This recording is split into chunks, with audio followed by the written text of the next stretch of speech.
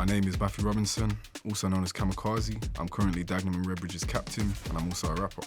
I'm Medy Elito, also known as Don EE, footballer/rapper, and I play for Welling United. I think what the FA Cup means, just in terms of English football, is the chance at glory that maybe you wouldn't normally get. It's an even playing field, one game that can take you to Wembley. As a player, it's just something that you always want to be a part of. I think doing music and doing football for me has simply just been a privilege. It's two things that a lot of people care about, a lot of people live for. How would I describe myself as a musician? Pure vibes. If I was to describe my music in the most simple way, it would be bars. Whatever mood I'm in, I'm going to deliver that no matter what. Yeah, I'm excited to meet Cam today because we come from similar backgrounds and talking about football. He's had his experiences in the FA Cup. We can both reflect on having FA Cup runs from lower positions. It's a very good first-hand experience that we can both share. Yes, Medy. Yes, Cam. What's cracking, bruv? I'm good, man. How are you? I'm blessed, bruv. I'm blessed. Good to see you, man. Nice to see you too. You ready to get into this? I'm ready to get into this. Let's go. As a non-league player, how important was the first round proper to you, aside from bonuses? You know, we love bonuses. That's what we play for sometimes. But no, the first round's important because, you know, you always want to stay in the FA Cup. Yeah. You know, it's magical because you got like that momentum thinking you're going to the second round and you probably beat someone. You always want to play, the first thing about the FA Cup, you always want to, you think about the third round because you want to play like, you know. Play a Prem team. Prem team. Might be your only chance team. to. Yeah. And no, it's very important. I think it is important, like, because as a non-league player, you're not as much in the spotlight. And I feel like when you do draw a team, even if it's like one league up, being in League 2 is deemed to be successful, whereas maybe being a National League player is less successful. And if you can put yourself up against even one division above, two divisions above, when obviously like League 1 come in, there's some big teams in League 1. You could play Portsmouth away, somewhere like that maybe you wouldn't play at if you was in the non-league for your whole career. So I feel like it is important because it lets you showcase yourself and probably prove the level that you're at if you haven't been able to do that yet. Who are some of your favourite artists that you listen to on match day? I'm going to say the cliche ones. I like Meek Mill. Oh. Everyone plays Dreams and Nightmares before. Yeah. Lots of teams play that one. I like Meek's Money. From Manchester? Yeah, I like playing Can't Stop, Won't Stop. I like DMX. DMX? Yeah. What tune? X, I won't give it to you. I'm going to say, you know what I'm saying? You know the song. But yeah. I like the songs. I feel like in the dressing room, you have to cater for everyone. Everyone. So you start with a bit of house, because I'm the DJ. Are you DJ? Sometimes. But I get what you're saying. You have to, so some lads want a bit of house, get it going, early vibes, gaffer talks, amp it up a bit. I play We Them Boys quite a lot. I ask the lads what they want to hear. And it's generally speaking, rough rap. That's what I call it. What are the similarities between both as a creator and a player? You being creative on the pitch is just you expressing yourself same way you express yourself in the studio. So on the pitch, I express myself by doing skills or doing things. Doing what you see, you feel. Yeah. Yeah. Same as when you're in the studio, you just let go, you're free. Like there's no pressure, there's no nothing. You're just you and your thoughts. I think the industries are quite similar. You know, if you looked at a record label and then you looked at a football club, you have people to answer to in all of them, as in like when you go up, you have to abide by your contracts too. And then, like you said, the freedom comes in the creative space, which is the studio or the pitch. I feel like probably music is more free because you have different ways of expressing yourself. Whereas with football, you're a little bit more governed by, if the manager sees you doing mad things like you're trying to flip-flap, then a step over, you lose the ball, they counter-attack, they score. Next time you do it, you might get dragged. I don't think you can get dragged from the studio. For real, you can't. You can't. Yeah, man. It's a crazy one, because I remember when playing Newport, and obviously they knew that I was doing music when I was at Cambridge at the time. Yeah. So it's like, yeah, you know, Medy, Don, he's doing music, and so they feel like they want to beat you, so so they can play your song at the end of the game. I've had that. Yep. Solly Holloway, I've had that. See, you know what I'm trying to say? Yeah. So it's like... It's mocking you. Yeah, mocking you kind of thing. Yeah. How do you feel when that happened? How did I feel? The thing is, I knew the guy who'd done it, so I kind of allowed it, and I know that he's actually a fan of my music. Yeah. But the other thing that I think about the point is I feel like you're in more of the public eye and being judged more as a footballer. I feel like the role model of a rapper is like, comes with a lot more freedom. You can get away with a lot more. Whereas football's image is one that people hold high. Do you know what I mean? Yeah. Footballers are supposed to be the ideal of a person. So like, I said an example once where, say a rapper goes to a club, leaves with a girl, he gets caught doing whatever, whether it be, I don't know, drugs, whatever, makes a song about it, that's a hit, everyone praises him. Footballer does it, he's front page of whatever tabloid and he's getting taken to the cleaners for it. So I think they do both come with different responsibilities. Do you find your football career a good material for your lyrics? They can be, because I feel like when you love something, like I love football, you become emotionally attached to it. And all of your best music, or most of it, will come from some emotion, whether it's happiness, whether it's sadness. And there have been times where I've been sad because of football, and I've taken it to the studio and turned it into something relatable, something that people can vibe with, something that also releases my stress. So in that sense, I think it is definitely, yeah. Do you have any memories playing against me? It's the only one I can think of playing against you. And it was last year in the FA Cup, before the first round, we played Wealdstone, yeah? Me and you was both on the bench. Yeah. Right, and we were warming up, and we were talking about music the whole time. I think Josh was there. I think he was there. We was running down the line, and then I got called on. You was 1-0 up. We had 10 men, and we scored 2 in the last 10. Yeah, I remember that, and you knocked us out. Yeah. Yeah, if it was on a bench. That was the main one I could think of. Maybe Barnet, Dagenham, maybe. I can't think of any, you know. Because even when we played these lot, I was on a bench at that time as well, so. But the thing is, I can say this, yeah, a lot of players I played with who I respect say you're a baller, so I don't need to see it anywhere else. I've seen it a couple of times myself in person. No, I appreciate that. I've heard some of your music as well. And, not a baller though. No. No, I'm joking. I said you're a baller. It's cool. No, I've seen you play. You're good. Doing both ball and music requires immense dedication. How have you navigated giving both things enough attention? If you love both of them, I will say this: if you love both of them and you enjoy doing it, like it's not a problem. Yeah. You find time for the things you love, innit? You find time for you. Like you give it everything you got. And do you feel like discipline from football helped you in music at all? Do you know, like the regimented training, the dedication to it with football probably came before music? Did it help you when music became more of a career? Not necessarily. No? Nah. How about for you? I feel like it did, because it made me treat a passion like a job. You know, like, obviously the passion and the vibe that you get in the studio and stuff like that, that's really nice when it's organic, but sometimes, for me, with the time that I have, like, with having a child and that now especially, like, I have to be regimented with. If I'm going studio, I can't sit there for 3 hours doing nothing. But I feel like that mentality comes from the strict regime of football, like every day, you go train, do you know what I mean? Those kind of things, I feel like they did definitely help. At what point in your career did you discover your talent for both football and music? 12. 12? 12. That young? Because I was playing for Leicester. No, football, yeah, but music? No, music, yeah. Wow. And I spat a bar. I was 13. 13. It was the first day of year 9. We went into a big boys playground. I went to an all boys school. So man used to just, everyone get the phone out, spray your bar then. And I was like, okay. I was like, okay, this is my chance, this is my one chance. If I flop this, it's done. Do you know what I'm talking about? Yeah. Those kind of, yeah, and I'm there. Spat my bar, got wheeled. First time I ever got wheeled. And I was like, okay, I can do this. How did that feel? Felt big, bro. Man, you know when the big boy slapping you on the back, like, yeah, spit that bar again. I'm like, okay, I want to do it again. And that was when the rapping thing came in. Obviously, everyone knew me already. You know when you play ball at school and you're good, and you play with the lads who are older than you anyway. So it's like, they know you for that. For me, it was later.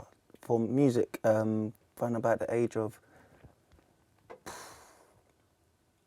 16, 17. This is when the same thing, I think you was earlier, but this is the time when grime was... Grime was like, there. Yeah, grime was the thing, yeah. Yeah. So like everyone would spit a 16 and saying... Even man who didn't spit had 8. Yeah, 8. You know the little reload, 8. Reload, the yeah, repetitive repeat, thing. yeah. One line flow. So yeah, at 15, 16, yeah, that's when I got into Was music. you called Don EE then as well? Or did you have a different name? Nah, yeah, it was a crap name. That's what it means, man, was it? Because I'll be honest, my first rap name was Little Robin. Oh my God. So this is me. You have an open floor to say yours. It can't be that bad. It was cause I was playing football and I used they say I used to shift quick with the ball, so it was Shiftos.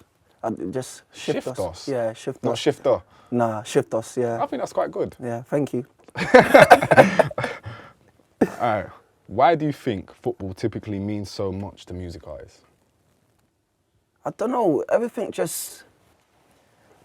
It's intertwined. Yeah. Yeah. You can see certain footballers. The egos that come with it too. Yeah. It's like they want to be rappers just by their fits and the way they walk, their swag. That started in America though with basketball, man. Like yeah. the cultures intertwining like that. I feel like that's reciprocated here with football and rap. You see the drip in the Champions League. Yeah. I think that's as far as it's gonna go. You think? I feel like, you know, like Off-White with AC and like, I can't remember the other ones, but there's a lot now where man are turning up on their plane on the runway. It's almost like a fashion show. True. So like, I feel like that is as far as they'll let it go. Yeah, like you said, a lot of teams now. But managers can though. True. You see Pep, he's got a bit, he wears his stuff. He's got a bit. What do other artists think of your achievement in football? They rate it. I'm not gonna lie, I've never not had love for football. Like, the opposite way around. So when I'm in the studio and that, like, they're very interested in it. I feel like, you know the thing I said, the similarities between them, even going back to the playground, yeah? If someone was a hard spitter, you knew them. If someone was hard at football, you knew them. Mutual respect. So like, to be doing both, I feel like a lot of rappers probably wanted to play ball, probably did for a certain amount of time, and then they come to that crossroads that you mentioned earlier about choosing, and they went, nah, can't be asked to do a scholar. I want to earn some peas. I want to do the music thing. Yeah. Or it became the easier option. So I feel like within music, like I've only ever had like love from artists because they see that, yo, it must have been difficult or it must be difficult to still maintain the two. So I think like I've always felt love for it. Do you ever feel like music has been a talking point amongst your managers and fans? Yeah, with when it's going badly, that's the only time it's really ever talked about. Like when it's going well, no one's ever saying to you, "Oh yeah, like well done with the music and that." It's when, I think it was especially when I was younger, maybe like when I first broke in, people want you to just be focused, especially within the fans. Like I used to get people tweeting me saying, "Oh, you think you're a bad boy? You think this?" Like, and it was never really the case. Like I said to the managers when they said the same thing, if you listen to the music, it's not that. So you're just using this as an excuse. Like, if I'm not playing well, it's because I'm not playing well. Yeah. I'm not trying to not play well. No one's ever doing that. And I think, like, it is a bit of a cop-out. And like you said, what I said before about the golf thing, like, it is just the same thing. It's something that I have a passion for, that I want to do in my spare time. And I don't see it being scrutinised in any other places. So why in football? Have you had similar things with fans? Yeah, especially fans, I think fans. Fans. Same thing that you said with managers. I don't take no notice of it. Yeah. What I do in my spare time, like again, we follow strict rules when we're at football. So whenever I'm at football, I'm doing everything right. But what I do in my spare time is what I do in my spare time. So yeah, like any other job, innit? Yeah, like and I don't take no notice of the fans or anything because I just feel like I'm enjoying what I'm doing and that's a hobby for me. So it's never gonna stop. So in follow up to that, yeah. Do you think that's changed over time? Has the sport become more appreciative of players as individuals? Yes. As in a sense, you see more players doing more content now, even through their Instagrams. You see, we can top players like Karim Benzema, even some of the Chelsea boys. I feel as if like it needed the top players to do it first, for then it to filter down. So like, even if you're not talking about like music or fashion, like you see people like Calvert-Lewin doing fashion, even what Marcus Rashford done, like those actions that needed to be taken were taken by a footballer. And I feel like that is where football has grown. People are allowed to speak like that now. Before, like, you know, I talk about the regimented side of football. Like you were supposed to think one way, do one thing, that's kind of getting broken down. Yeah. And I think it's really good because it shows players as more than just players. They're people. There was people before they played, and them being people now while they play is a good thing. Yeah, as you can see, like a lot of footballers being on the front page of GQ and Vogue and all these things. Yeah. So, yeah, this one's a good one. Have you ever had conflicts of interest as a pro? Like there might be a match on the same day as a gig. Yeah. There you go. You went to the gig, innit? No. It was injured, innit? It was a madness. It was a madness. I had a few. So yeah. I had a couple support slots on tours. I think I got offered, if I'm right, Devlin and one other person, Ocean Wisdom, offered their support slots on tour. And I'm looking at the fixture, I'm looking at March, I'm looking at Thingy, and I was like, I can't do that. I had another one with a band called Easy Life, who are from Leicester, who like I've known for a long time.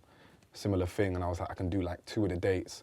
I'm getting a train to Bristol on like a Wednesday because it's the day off, getting the train back for training. But the maddest one was about 4 years ago. I had an offer I couldn't refuse. You know Outlook in Croatia?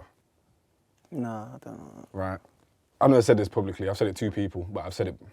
So the lineup was me, can't remember the order, but me, Lady Leisha, JK, Koji Radical, Ocean Wisdom, J Hus. That was the stage. Playing in Croatia on a Sunday? Sunday night. And I'm like, I have to go. But we got training Monday. We got Barrow away. Ooh. Barrow away on the Saturday. And bear in mind, we're like nearly bottom of the league. We ain't won a game, I don't think. Away from home anyway. We win 1-0. And I've got a flight from London the next morning. I'm supposed to be getting a flight back Sunday night. So I'm thinking it's calm. I'll get the flight back Sunday night. They then messaged me on the day saying, Sunday night flight is cancelled. It's now Monday. I'm like, oh, no. No. We win the game. Gaffer gives us Monday off. And nothing ever had to be done about it or said or anything.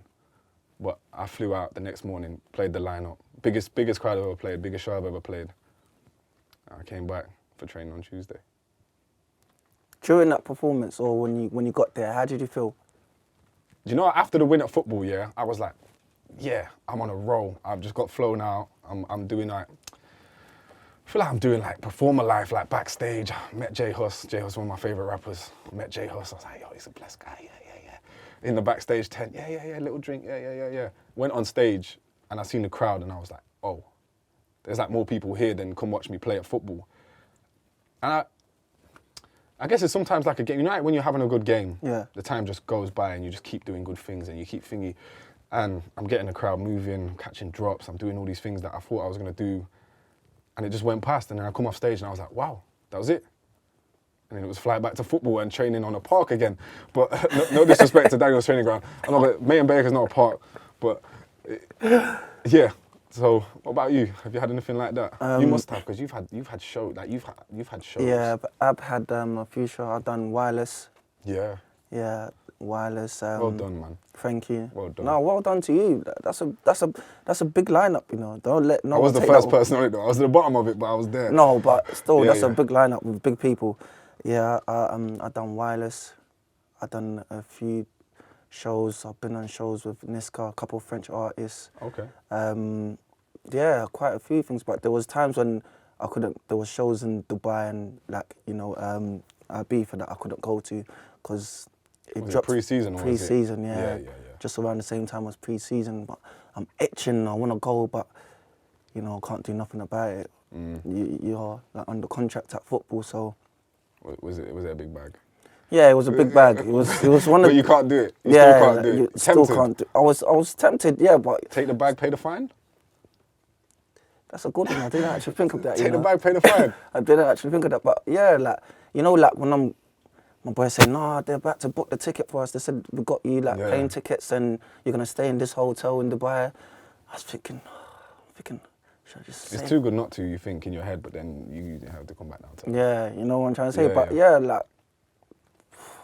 I missed out on a lot of big bags. You ready? We're going into some quick fire questions. I'm ready. Let's go. Alright, cool. Pick one rapper you'd like to have a kick about with. Wow, that's random though. Do they have to be able to kick ball, or just someone like? Because I could just say Jay-Z and he can't kick a ball straight or anything, but I just get to chat to him. Yeah, that's still a kick about. You can have a chat with him while you're having a kick about. Yeah, I'll pick him. Yeah. Jay-Z. Yeah, Jay-Z. Why not? What about you? Kodak Black. Kodak Black. He seems like a joker. Yeah, that's why I think we'll have banter. Where do you think he play in your five-a-side team? In goal. In goal? Yeah, Kodak Black's in goal. Kodak Black's in goal? Yeah, he's in goal. Fair play. I'd have to put Jay-Z up front. I feel like if I said in goal, he'd just leave. Or buy the pitch or something and tell me to get off it. Pick one baller you'd want to take to a studio session with. Alan St. Maximin. I understand. I don't even think I need to say nothing. Yeah. I feel like he'd probably get excited and drop a bar. Got Gucci headband on, drip tart. It's got to be someone with flair in it. You can't have some. Yeah, I got one. Who's the AC Milan? Rafael Leao. Yes, that's one. Because he does music himself. Does he do music? Yeah, he does music. Yeah. But you know, he's actually good. So I'm gonna check him still. I didn't take know that him. still. And I see what you mean. Flary, like he could probably. He's got the he's got the swag. He's got the Yeah. All right. FA Cup appearance at Wembley Stadium, or headline show at Wembley Arena. Think about it. Everyone coming for you. Listen, everyone coming there for you. It's different when you're in a team, like collectively. I might play dead as well, and we just and you know, no one remembers me. But remember, everyone's coming to Wembley Arena for you. Kamakaze. You know the answer. You answered it for me. I'm taking the show. 100%. I'm taking a show too. Yeah. I'm taking a show. Sorry everyone who came to watch at Wembley. I'm not coming. Similar note. What's more pressure? A 90th minute penalty or a live freestyle? I think the pen. Same.